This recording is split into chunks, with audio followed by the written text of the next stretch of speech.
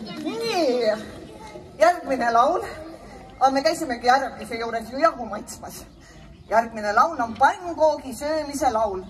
Lauluviisi ja sõnade autor Hilda Vaher.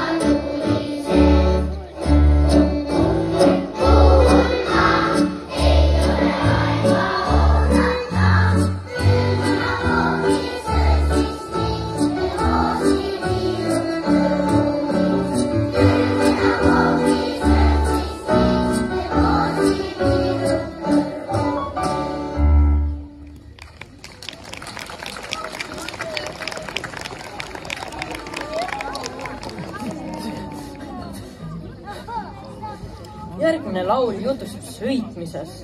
Sõita saab lennukiga, autoga, laevaga, hobusega ja veel paljude muude asjadega. Laulu nimi on Sõit linna ja selle rahvalaulu on seadnud Riho Päts.